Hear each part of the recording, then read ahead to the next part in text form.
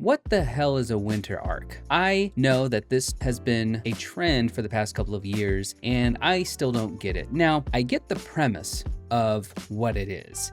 And I don't care what you call it, some habitual transformation program, whatever you want to call it, and however you want to package it, it's the same thing for all of them.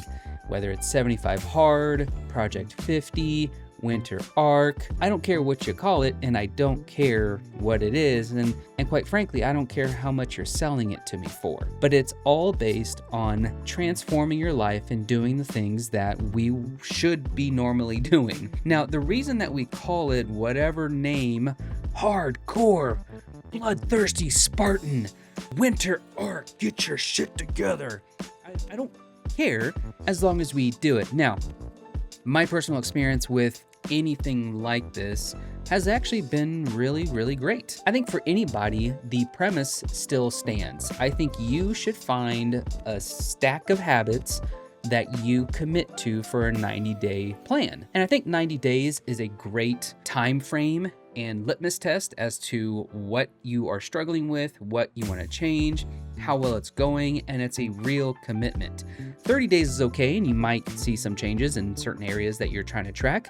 60 days is even better, obviously. I think 90 days is where we should start, and from there, you should see some progress, you should see some changes, like things should be happening, which after that should help you commit to another 90 days, or at least just changing your lifestyle from then on. So this winter arc, here are some non-negotiables. If you want to adopt these, great. If not, you can make up your own. I don't really care. Number one is to read my Bible every single day. As a Christian, I think that's really important to me. I think it is a non-negotiable for me to at least hear from God in His Word and be in His Word.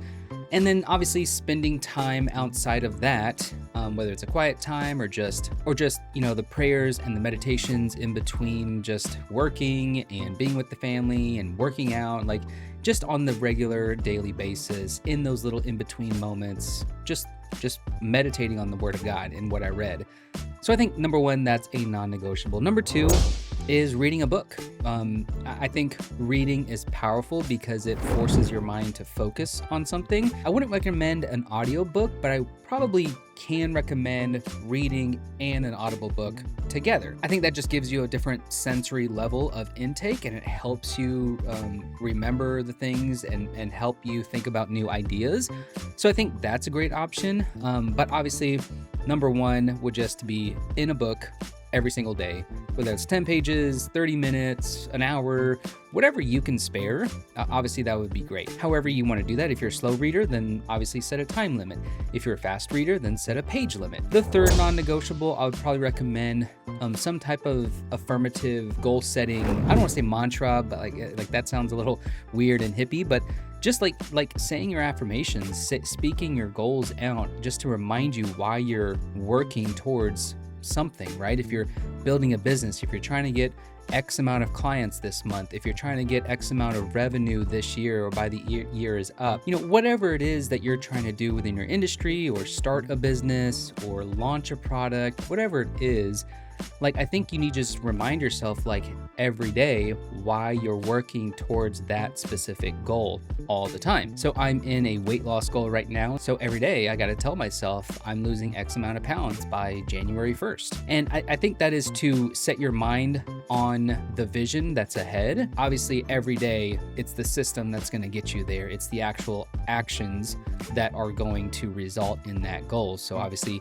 I wouldn't recommend speaking that goal, but then acting contrary to that goal.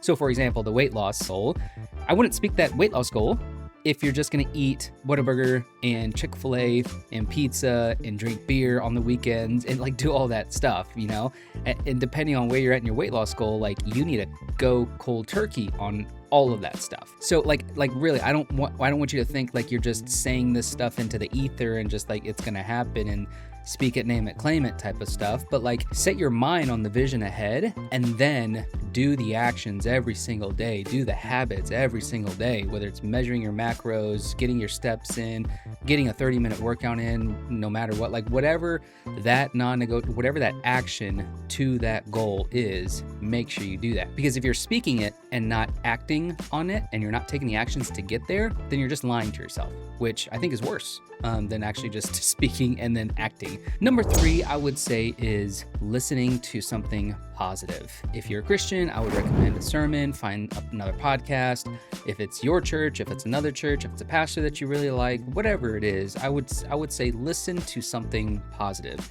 And even if it's like a professional podcast within your industry, if you're in sales, listen to a sales podcast. If you're in marketing, listen to a marketing podcast. If you're a YouTube content creator, listen to Think Media, vidIQ, TubeBuddy podcast. Like listen to something either professionally or uplifting, because I think that is going to help you just keep your mind on your industry. And I think it's just a great way for you to spark new ideas for your industry, spark new ideas for your life. I think it's just an opportunity to keep the negative out and keep positive in, because I think we do have to do some brainwashing to get the negative, the doubts, the disbelief, and we have to overload it with positive intake, reading books, listening to really good uplifting podcasts, audios, things like, obviously sermons are great, and it's a great option to just invest in your spirits. Professionally, if you want to do that too. I remember when I was selling insurance, I did that for about 3 years. Every drive into work, I would be listening to a sales podcast, and it was like 10 minutes. It was super short. It was like some Italian guy's name. I can't remember it, but it would get me in that mindset, right? Because like I don't want to have a sales meeting every morning, just a raw motivational, but like I wanted to really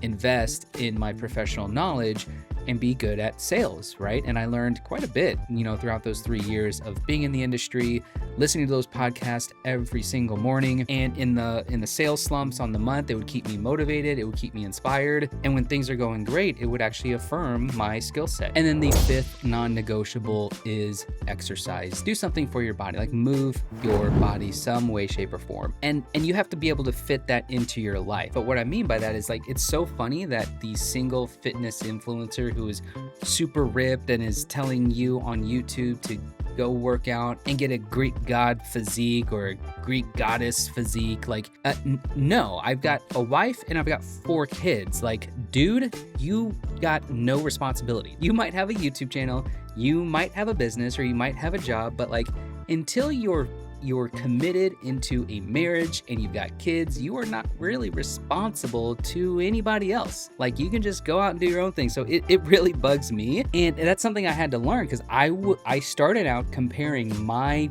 crazy busy big family life to these single minimalists who had nothing, or like the single fitness guys who are 21 and they've got a job and they're making YouTube videos. Like, okay, great, I know that can be pretty busy, but like, you don't have to answer to anybody. You don't got to talk to anybody. You don't got to do anything. You can lock in or go ghost mode and not talk to anybody and get off social media. I get that. I've got a wife and I've got 4 kids. Like, I am rarely ever alone. And it's not just my schedule, it's my wife's schedule, and it's the 4 kids' schedule, right? Because I've got 2 kids who are playing 2 different sports. My wife is homeschooling and building a business herself. I've got a 4-year-old who is in school, and then I've got a newborn. Like, dude, no, I can't take that advice from them. So I say all that because for me, I always thought that exercise had to look a specific way when I just needed something that could fit within my lifestyle. If it's 30 minutes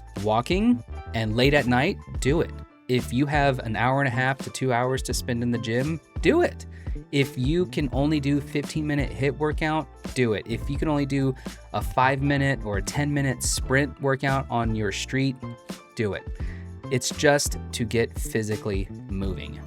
And remarkably, after 90 days of doing stuff like this consistently, priorities are going to change. If you are in a family dynamic, the family dynamic will start to morph into doing this, and then your family will start doing that. My family works out with me every now and then. Not all the time, but my kids work out with me, my wife work out with me in our home gym. Like, they do it. And if you're doing that every single day, then the family dynamic is going to morph into these new habits. And at least particularly for me, as being a husband and a father and the leader of our house, that the family follows the leader. And then you set the temperature for your household. And if it is working out every day, then the whole family goes out and works every day. But in the beginning, it might be a little tough to just fit that around everything else that the family's got going. and start to force them into these new habitual routines. So that's just my side note for single people, for busy people, busy professionals, whatever it is, busy business owners. That's just my thing about it. So try to do exercise. Do something for your body, get your body moving. So those are the non-negotiables. I think, I don't want to call these next ones like negotiables, but I would call them like things that you're trying to work on. Maybe it's drink more water. Maybe it's get more sleep. The non-negotiables really just give me the opportunity to invest in me and in myself, because I think those levers would make a bigger impact than doing a ton of other things. The time that I spend with my God, He can redeem my time. As the Bible says, He can redeem everything else. So if I was supposed to meet somebody new in the 30 minutes that I was reading my Bible, or respond to an email of a new lead that came in, or whatever it is, like the what you think that you're going to be working on in those 15 to 30 minutes of spending with God, guess what? If you actually just spend it with God, He would probably bring 2 more leads in those emails. Like He can do that, and He can redeem that. So like the non-negotiables are things that would move bigger levers in your life, whereas everything else, I don't want to say that they're negotiable, but like I wouldn't go 2 days without doing the negotiable options. And so, yeah, like drink water. Like, okay, if you drink 1 cup versus 4 cups, are you gonna croak over and die? No, you won't. But just drink more water. Like it's not that big of a deal. It's not that big of a deal if you don't drink water, and it's not that big of a deal if you do drink water. But if that is something that you're working on, then just try to work on it and don't miss 2 days in a row. Cold exposure, I think it is beneficial, but I'm not gonna be cultish or religious about it. Like, yeah, I'll take a cold shower. It's easy. If I'm gonna take a shower, I'll start with cold water first and then go to hot. Cold exposure is not that big of a deal. Like, it can fit into the rest of your life. Like, if you're not gonna take a shower between now and January, you can just toss everything else out, because you're gonna be stinky. You're gonna be a stinky loser. Like, just take a shower and start with cold water for about 2-5 minutes, and then go to hot water and bathe yourself. Man, that's my winter arc. Those are my thoughts about it. If you even cared, I don't know. If you want to join me in this, quarterly transformational habitual program, or whatever you want to call it, if you want to join me, great. I'd love to hear about it. Let me know down in the comments. And that's what I'm going to be working on for the next 92 days now. And I think it's going to be fun. And I think things in my life are going to change. I think things in your life could really change as well, depending on what season in life you are in. It's just getting back to the fundamentals. And as long as you have the fundamentals, then we can start working on very specific, niche specific habits. Thanks guys for tuning in. If you made it this far, I really appreciate it. Give it a like and subscribe for the next video. Otherwise, check out this video. That's what YouTube thinks that you should be watching next.